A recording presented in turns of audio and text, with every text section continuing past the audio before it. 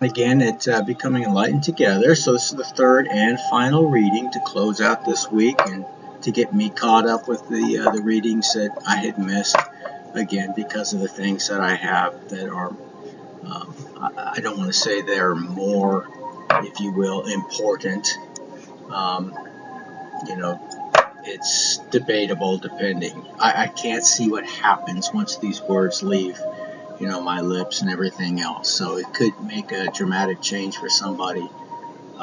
It could fall on deaf ears. I don't know. It really depends on the ears of the beholder, if you will, so to speak.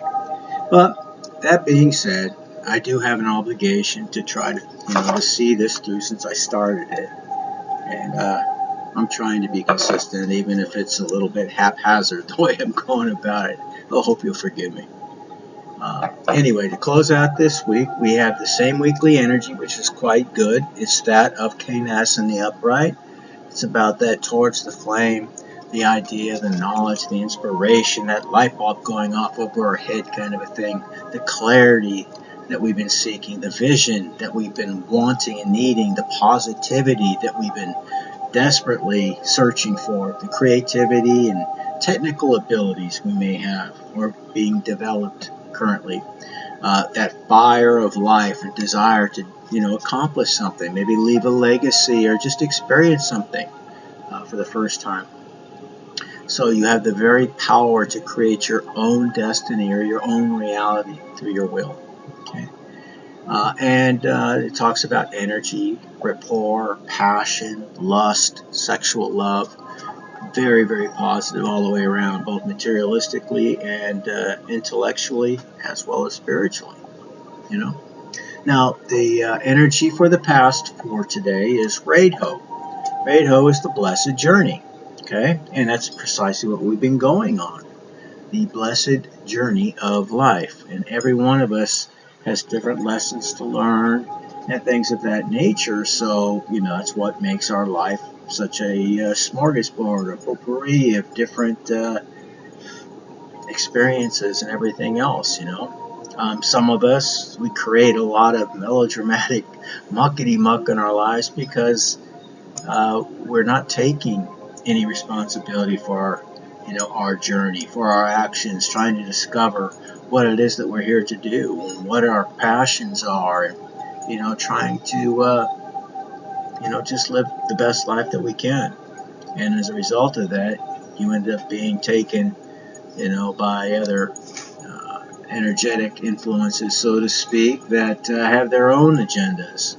If you don't exercise yours, believe me, there are those energies out there, just like in the Matrix, who jump around from body to body, kind of a thing. It's kind of a weird concept, I know, but it's spoken about literally in every religion, and we can also see that in the energetic or classical sense of the way things are. The oldest cultures themselves talk about it. So, and you can see it in people and in their lives, and those that claim that they cannot stop one thing or another, that they're just absolutely taken over by this activity or this person or, this desire or whatever the case may be. And not in all cases are those things bad by themselves.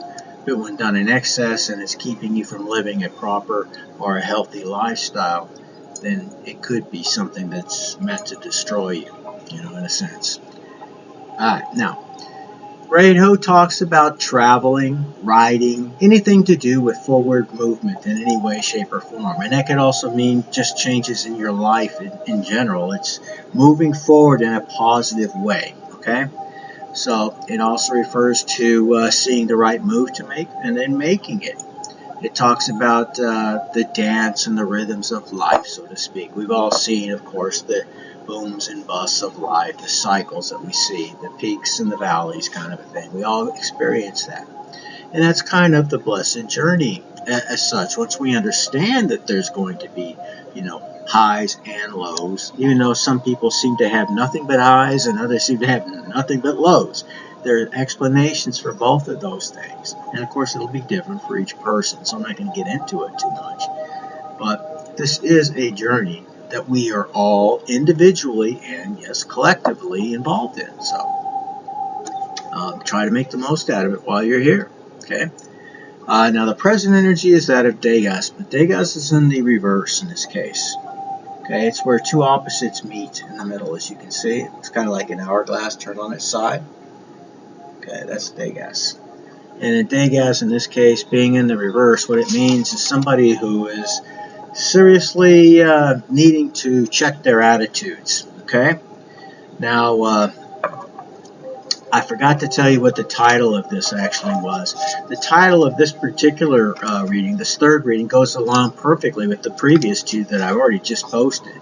It's about someone who is on this journey, and there is no guarantees in regards to which way they're going to go. They're kind of at a crossroads, so they're in danger right now of possibly going in the wrong direction. This person is distressed, emotionally starved. They have the wrong attitude, as we just stated. They need an attitude check, and they probably walked away from you or from something else at some point. Now they walked away from something else, and they're coming your way, it seems. So they're clearing out a karmic cycle, and depending on which actions they actually take. And yes, it's all about what you do, not so much, or I should say not as much as just what you say. Even though there is power in your words too, it's the actions that you put forth or fail to put forth that defines your journey. Okay? So as long as your words are in alignment with your actions, then you're moving in an authentic fashion. You're doing the right thing, no matter whether it looks like it or not, outwardly speaking. But if you're saying one thing, your intentions are quite the opposite. You're putting on a mask. You're doing what the Joneses are up to, or you're worried about what Tom, Dick, and Harry think about what you're proposing, what you're doing, what you're wearing, what you're saying. Then you've got a ways to go. Okay? That's all I can say. And that's kind of what we're seeing here, and that's basically what the title of this particular message is about. So you get the idea, the feeling of the energy I'm referring to. This is probably, again, about somebody in your energetic sphere of influence, somebody that is really going through it, and they're battling which way they're going to end up going with this particular, the rest of their journey, so to speak. Okay? And some of it they claim is because they just don't have the means of doing what they need to do, or they know they need to do, but they do. They just using that as an excuse. They don't want to do the hard work or make the hard decision. And that's what it comes down to. So again, there is a chance that this person may end up going the wrong direction, falling right back into disrepute, so to speak. Or they could come out of this and actually start their journey towards freedom and everything else. And that's what we're all hoping for, I assume, but that's the energy that we're seeing here. So to finish off with the present energy of Degas in reverse, we also have something indicating, again, a completion of something, like we saw in the previous two readings.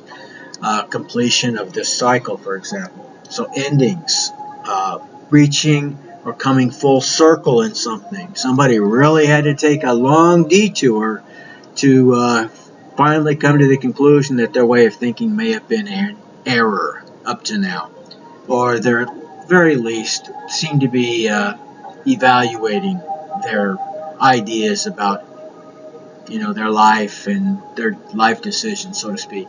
But this is somebody who has been in and may very possibly still be in some type of a blindness, like Saul of Tarsus. He had those scales over his eyes, and he couldn't see until it was the proper time for him to see. The scales fell from his eyes and that kind of a thing. This can go either way at this point.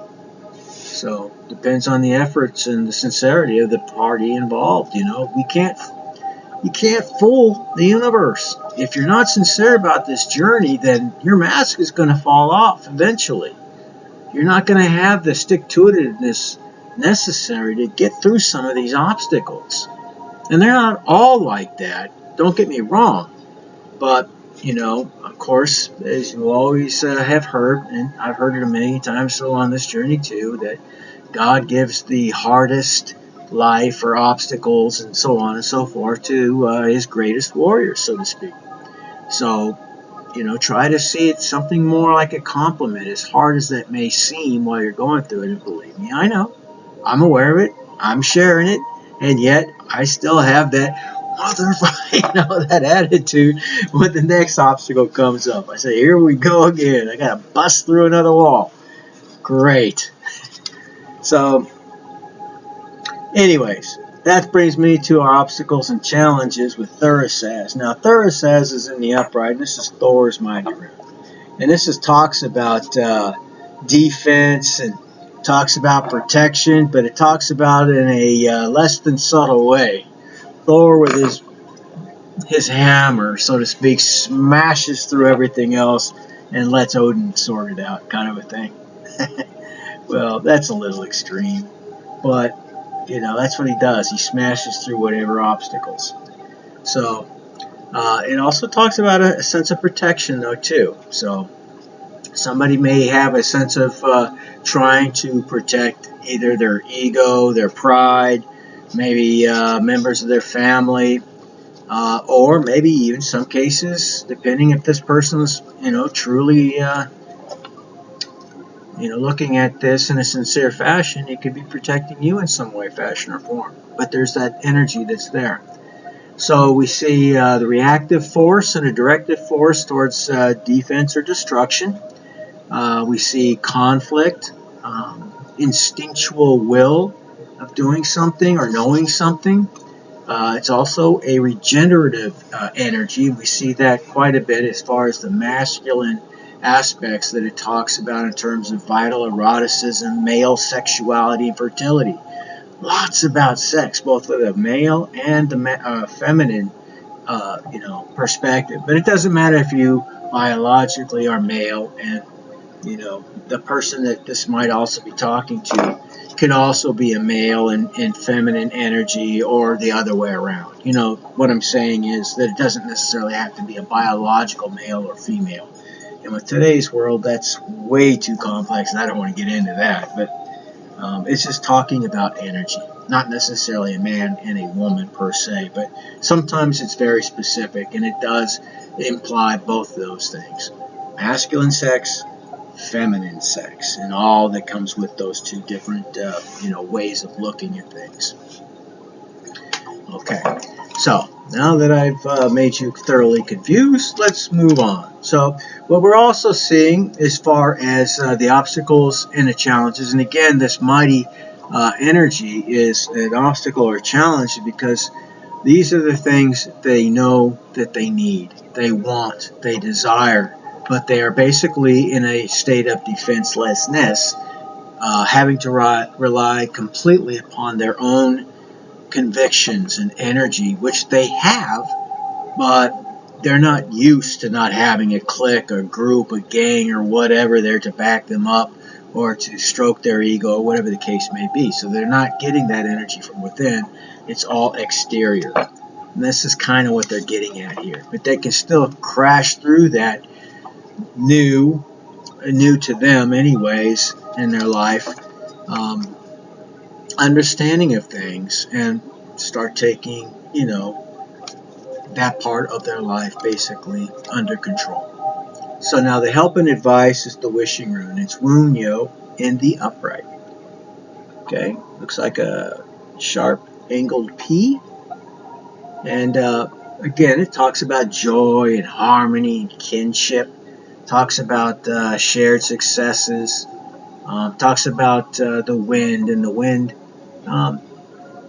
well, it's like, talking about air signs, basically, like Gemini, Libra, and Aquarius. Okay?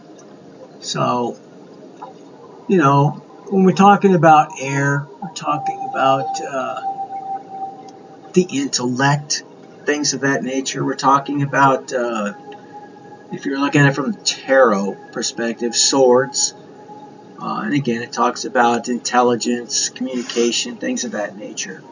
Okay, so you have all the positives here. You have desire, affection, blessings, pleasure, fellowship, prosperity, ecstasy, glory, spiritual reward, success, recognition of one's own worth. That's your help and advice. Once you recognize your value, and every one of you out there has a significant value attached to you, okay? You are all a divine, or I should say a spark of the divine, so to speak. Um, that's the energizing or animating quality that gives you life in this journey, okay? From the Gnostic perspectives, it was breathed into this clay inanimate object created by the archonic forces.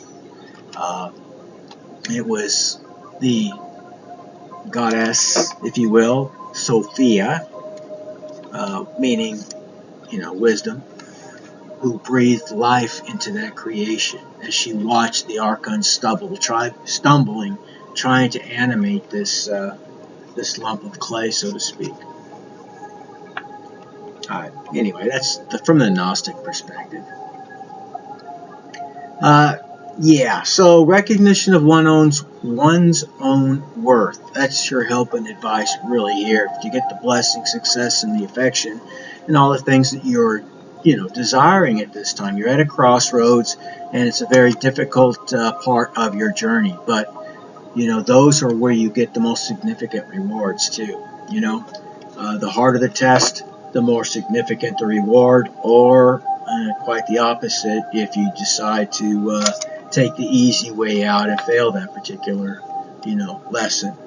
Then you're going to get the karma for that. So until you learn your lesson, you're going to have to repeat it again at some point.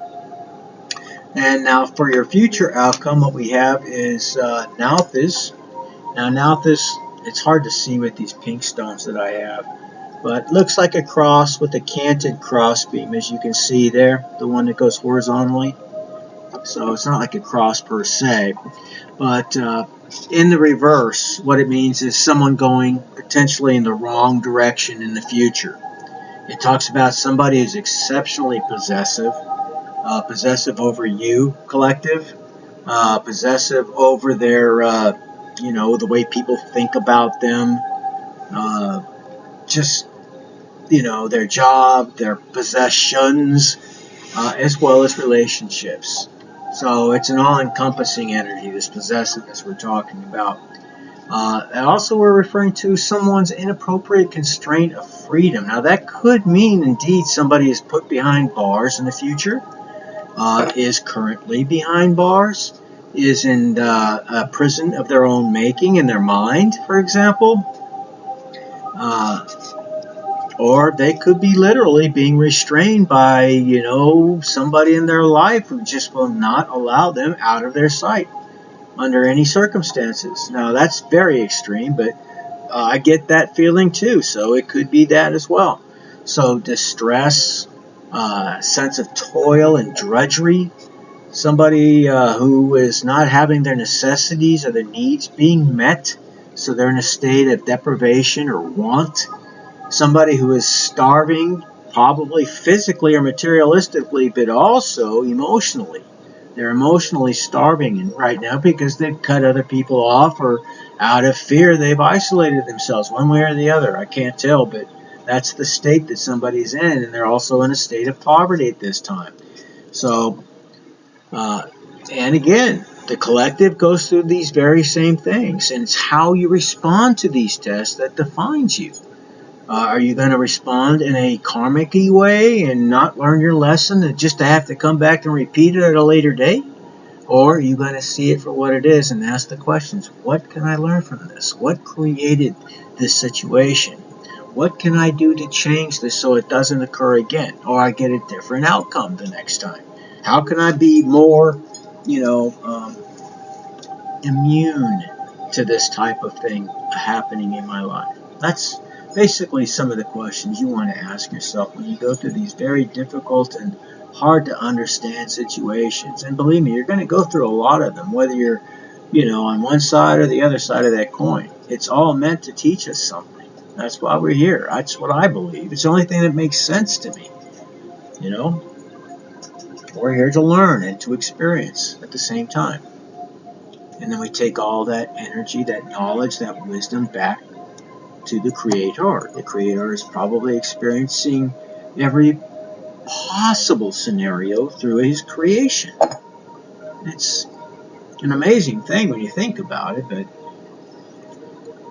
and basically that's what we're looking at here. So for whoever this is for, whether you are on the collective or the karmic side, you are at a crossroads, and we know that we're at the finish line of this cycle right now. So some of us, anyways, a good portion of us. So this reading is telling us that somebody can go either way, and potentially that could be any of us, yes. But if you've gotten this far and you're in the collective, you've gone through a lot of these types of scenarios along the way, and you have passed them. Most of you with flying colors, and you need to be applauded and recognized, because it is no easy journey. It's not. And even a mouse, when he's tested, he gets to the end of the maze, he's given some kind of a reward or something. Well, God's going to give you far more than that at the end of this, or your guides, or your higher self, or whatever the case may be. The great architect, I don't know. I mean, none of us knows with 100% certainty. There's a lot of potential possibilities. And the more you find out about that hope, aspect of things and how it relates to quantum physics and, exoteric and esoteric and hermetic thoughts, and you just spin your wheels constantly trying to make sense of this thing we call life. But it's a worthwhile endeavor. It's a perfect endeavor to put your energy into. I think that's what we're all called to do, in a sense. Lest you search for truth as you would for buried treasure, and what most greedy motherfuckers would do if they felt that they knew exactly where a treasure was of any kind. They would be there day and night, without eating, without sleeping, without bathing, without anything, until they found that treasure. But nobody does the same thing with truth anymore. Not at all. And it's one of the signs that Jesus gave his disciples as a clear-cut sign that this is the end times. Deception basically will run amok, and it's literally written down multiple times, throughout the New Testament. And I'm not subscribing to one faith over the other faiths or anything of that nature. I share because it's one I'm most familiar with. But they all say it to some degree or another, just cultural differences in the way that it's explained or, put together, so to speak. Some far more complex, some less complex, more to the point. But the fact of the matter is that we see, if you will, universal laws when we find these things that seem to be echoed again and again in religion after religion after religion, and science as well, even though science would never admit it. There it is. It was just there a lot longer than it took science to find. They're just now catching up. And of course, the more secretive occultic and esoteric workings, as well as the hermetic workings and so on. You put all these things together, and believe me, I'm not really trying to utter the idea that I'm an expert on any of these things. I've read these books. Sometimes I have to read something 2, 3, 4 times over before it sticks with me. But I've gotten the taste of all of these books that I have read over the years, many, many years. And I'm starting to build up my library again. But I have noticed this, and I'll stop, my yammering on. But as I've been purchasing these same books that I had before, the books that I had before were actual, like, first-generation publications. They didn't have multiple, recopying and reprinting and things of that nature that I had purchased. I go back as far as I can to the original. And I'm noticing differences in what is being published today versus what was published then, and a lot of the books that I'm buying right now. So I think I'm going to change my methodology and where I get my books and things of that nature. I've been going to, like Amazon, things like that, those classical sources, and I'm finding sometimes, depending on which one of the books that you decide to purchase, even though they're exact titles, exact authors, things of that nature, you're going to get a different reference, it seems. So, and I know now because I've been buying a lot of books. So, anyway, that's neither here nor there, but I just want to throw that out there because, like I said, these are things that I do on the daily. So, some people out there may not be as, you know, well, just say they're not noticing these things that I'm noticing currently. Maybe their first purchase of a book that maybe I bring up or somebody else brings up or whatever is a reprint many, many times over. Maybe a book that was published in the 1800s, 1700s, and now the last, printing, for example, in some cases, was in the 1970s, 80s, or 90s. Well, that may have changed some of those chapters. In some cases, it may even be dramatically. So, page numbers may not be identical anymore as far as references. I'm having to redo it all, and it's been the friggin' story of my life in this journey. I have amassed so much information, and I write down the sources, the authors, the dates, who they were, what they were involved in themselves, what page this particular quote comes from. This way people have the reference material that they need to see, one, it's true, it's not just me saying it, or whatever, and they can do their own research. It's making it harder and harder to do that again. But anyway, that's just an observation. And anyways, I hope you guys were given some thought also to this particular weekend and what it's supposed to represent if you're American. If you're not American, then don't sweat the small stuff as far as, our ways and, just how blind we apparently are to everybody else in the world. We can't see what's right in front of us. That's just how great the brainwashing has been in this particular country. So, there is an awakening. There are a lot of people like myself screaming at the top of our lungs. Some of us have been doing it for decades to try to get people to wake up and smell the coffee and realize that it's the greatest of hypocrisies going out there and celebrating, in an oxymoronic fashion, their slavery and calling it freedom here. You are anything but free.